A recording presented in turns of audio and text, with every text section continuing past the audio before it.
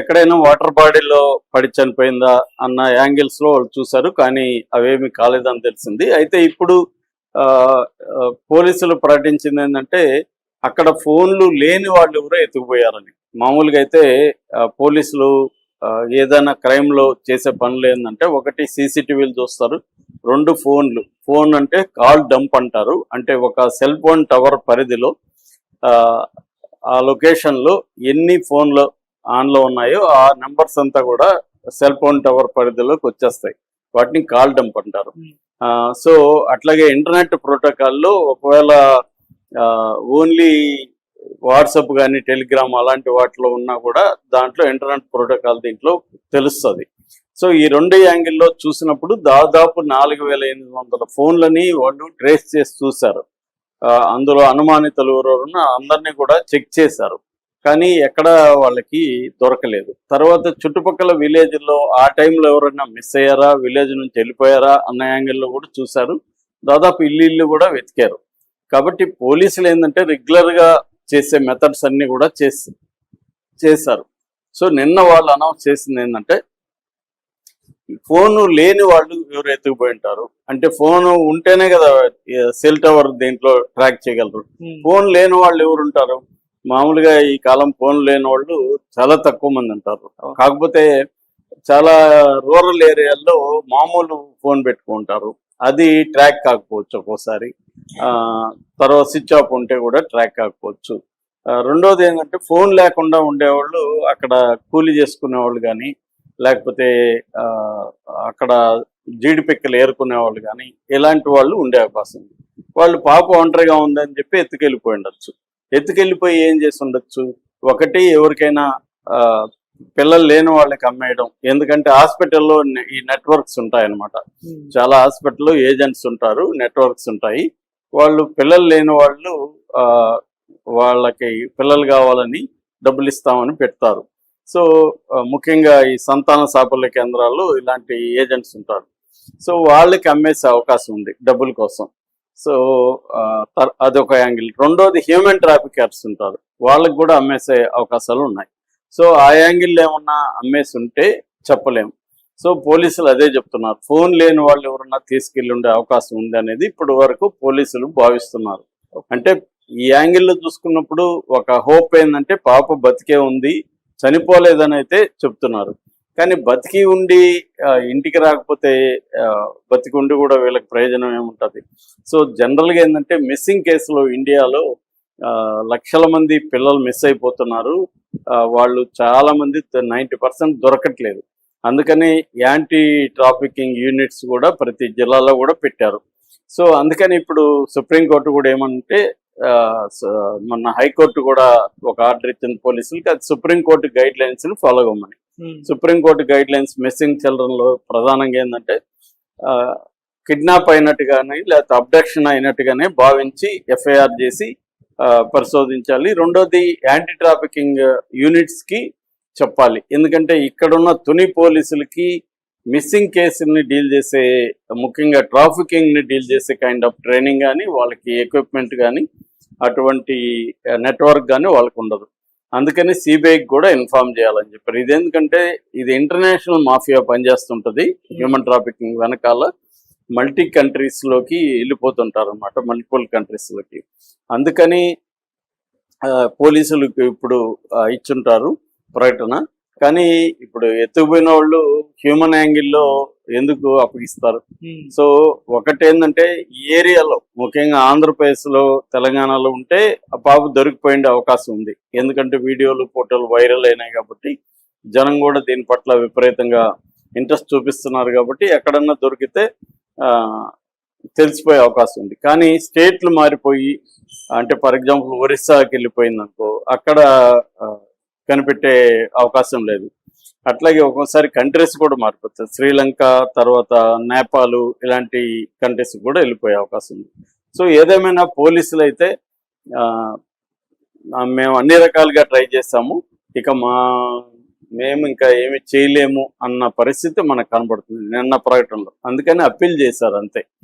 So ఈ appeal వల్ల ఏదన్నా అవుతుందనేది ఎవరికి కూడా ఇది లేదు, హోప్ లేదు. ఇక రెండవ యాంగిల్, అనిత నిన్న ప్రకటించిందని ఒక వార్త వచ్చింది హోంమంత్రి. అదేంటంటే తప్పుడు వార్తలు ప్రచారం చేసే వాళ్ళని చర్య తీసుకుంటామని. నిజమే, తప్పుడు వార్తలు ప్రచారం చేస్తున్నారు, పుకార్లు వస్తున్నాయి. కానీ ఇక్కడ ఏంటంటే ఈ మధ్య ఏమైందంటే ప్రతిదాన్ని బెదిరింపులు అయిపోయింది. అంటే సోషల్ మీడియా మీద చర్య తీసుకుంటాం, యూట్యూబ్లో చర్య తీసుకుంటాం, ఇదే పని తప్ప గవర్నమెంట్స్కి వేరే పని ఉన్నట్టు కనపడుతుంది. యాక్చువల్గా ఎందుకు వస్తాయి తప్పుడు ఇవి? మామూలుగా దొరికిపోతే వచ్చిండేవా? దొరకలేదు కాబట్టి రకరకాల ఊహాగానాలు వస్తాయి. ఇప్పుడు వాళ్ళ స్వయంగా వాళ్ళ తాత వరుస అయ్యేతనే తప్పుడు ఇచ్చినట్టే కదా. ఆయన మొన్నేమన్నాడు, ఒక కియా కారు నన్ను నర్సీపట్నం దగ్గర కొట్టి వెళ్ళిపోయింది. అదే కియా కారు మిస్ అయిన 6వ తేదీ కూడా సీసీటీవీలో ఉంది, నాకు బాగా తెలుసు. ఎందుకంటే 2 కార్లకు కూడా వెనక నెంబర్ లేదు, ముందు మాత్రమే ఉంది నెంబర్ ప్లేటు. తర్వాత ఫిల్మ్ డార్క్ ఇది ఫిల్మ్ వేస్తారు, ఇవన్నీ కూడా అతను చెప్పాడు. మరి అతను మళ్ళీ మాట మార్చి లేదు నేను పొరపడినాను, ఆ కారు ఈ కారు ఒకటి కాదని చెప్తున్నాడు. ఆ తర్వాత పోలీసులు కూడా దాని ఒకసారి వాళ్ళతో మాట్లాడారు. ఆ నెంబర్ కూడా ఈ అబ్బాయి చెప్పాడు కాబట్టి మాట్లాడి వాళ్ళు ఏం చెప్తున్నారంటే ఇది పెళ్లి కోసం ఆ రోజు వచ్చిన కారు తప్ప ఇదేమి దీనికోసం రాలేదు, వీళ్ళు మేము విచారించాము, వీళ్ళు తీసుకెళ్లలేదని పోలీసులు కూడా చెప్తున్నారు. సో అందువల్ల ఏంటంటే ఒక మిస్ అయిన పాప దొరకనప్పుడు రకరకాల యాంగిల్లో ప్రజలు ఆలోచిస్తారు. తర్వాత జ్యోతిష్యులు వాళ్ళ పద్ధతులు వాళ్ళు ట్రై చేస్తారు, ఇవన్నీ జరుగుతాయి. దీన్ని ఆపడం వల్ల, వీళ్ళ మీద కేసులు పెట్టడం వల్ల గవర్నమెంట్కి ఏమొస్తుంది అంటే, ఉన్న యంత్రాంగాన్ని ఇటువంటి కేసులు పెట్టడానికి దీనికి ఉపయోగించే బదులు దాన్ని ఏదో పాపను ఫైండ్ అవుట్ చేయడానికి ఉపయోగిస్తే బెటర్ అనమాట. కానీ ఇప్పుడు ప్రభుత్వాలు ఎలాగ తయారైనాయంటే కేసులు పెట్టడం ఈజీ అయిపోయింది వాళ్ళకి.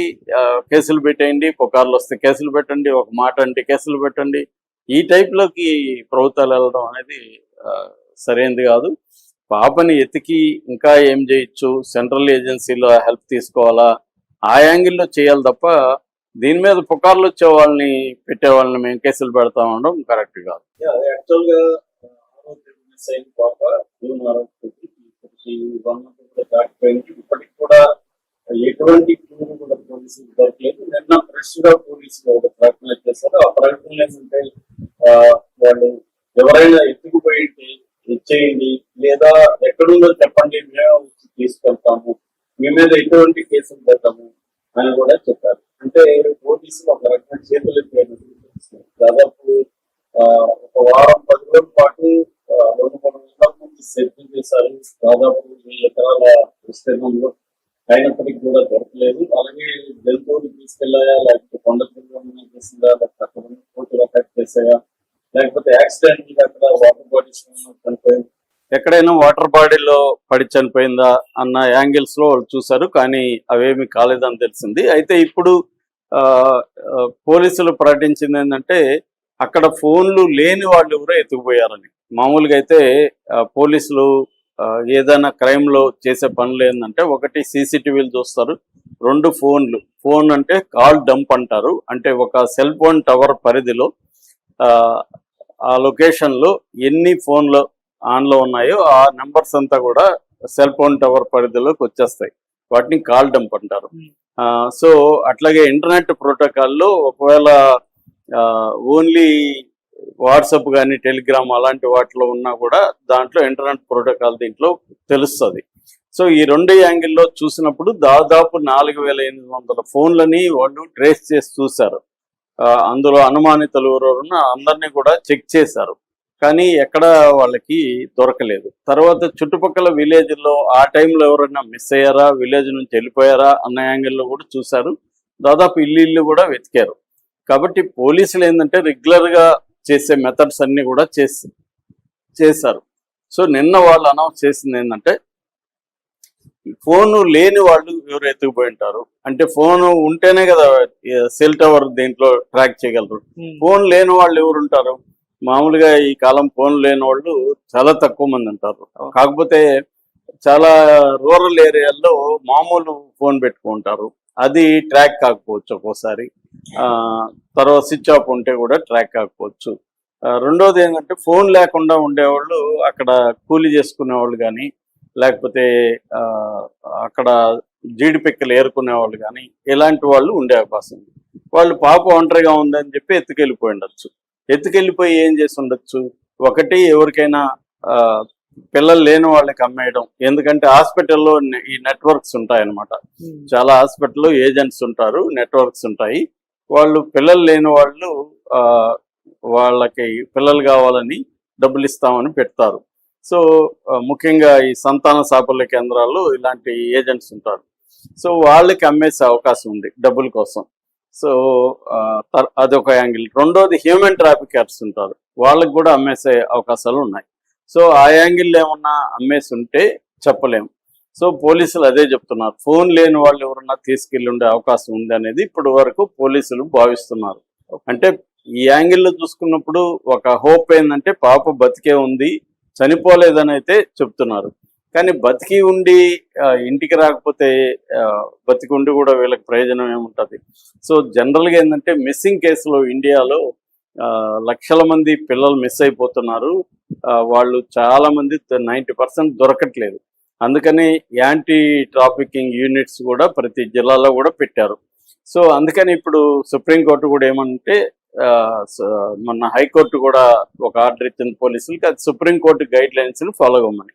Supreme court guidelines missing children లో ప్రధానంగా ఏంటంటే కిడ్నాప్ అయినట్టుగానే లేకపోతే అబ్డక్షన్ అయినట్టుగానే భావించి ఎఫ్ఐఆర్ చేసి పరిశోధించాలి. రెండోది యాంటీ ట్రాఫికింగ్ యూనిట్స్ కి చెప్పాలి. ఎందుకంటే ఇక్కడున్న తుని పోలీసులకి మిస్సింగ్ కేసుల్ని డీల్ చేసే, ముఖ్యంగా ట్రాఫికింగ్ ని డీల్ చేసే కైండ్ ఆఫ్ ట్రైనింగ్ కానీ, వాళ్ళకి ఎక్విప్మెంట్ కానీ, అటువంటి నెట్వర్క్ కానీ వాళ్ళకు ఉండదు.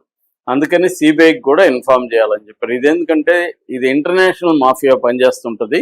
హ్యూమన్ ట్రాఫికింగ్ వెనకాల మల్టీ కంట్రీస్లోకి వెళ్ళిపోతుంటారు అనమాట, మల్టిపుల్ కంట్రీస్లోకి. అందుకని పోలీసులకు ఇప్పుడు ఇచ్చుంటారు ప్రకటన. కానీ ఇప్పుడు ఎత్తుకుపోయిన వాళ్ళు హ్యూమన్ యాంగిల్లో ఎందుకు అప్పగిస్తారు? సో ఒకటేంటంటే ఈ ఏరియాలో ముఖ్యంగా ఆంధ్రప్రదేశ్లో, తెలంగాణలో ఉంటే ఆ పాప దొరికిపోయిండే అవకాశం ఉంది. ఎందుకంటే వీడియోలు, ఫోటోలు వైరల్ అయినాయి కాబట్టి జనం కూడా దీని పట్ల విపరీతంగా ఇంట్రెస్ట్ చూపిస్తున్నారు. కాబట్టి ఎక్కడన్నా దొరికితే తెలిసిపోయే అవకాశం ఉంది. కానీ స్టేట్లు మారిపోయి, అంటే ఫర్ ఎగ్జాంపుల్ ఒరిస్సాకి వెళ్ళిపోయింది అనుకో, అక్కడ కనిపెట్టే అవకాశం లేదు. అట్లాగే ఒక్కోసారి కంట్రీస్ కూడా మారిపోతాయి. శ్రీలంక తర్వాత నేపాల్ ఇలాంటి కంట్రీస్ కూడా వెళ్ళిపోయే అవకాశం ఉంది. సో ఏదేమైనా పోలీసులు అయితే మేము అన్ని రకాలుగా ట్రై చేస్తాము, ఇక మేము ఇంకా ఏమి చేయలేము అన్న పరిస్థితి మనకు కనబడుతుంది నిన్న ప్రకటనలో. అందుకని అప్పీల్ చేశారు అంతే. సో ఈ అప్పీలు వల్ల ఏదన్నా అవుతుంది అనేది ఎవరికి కూడా ఇది లేదు, హోప్ లేదు.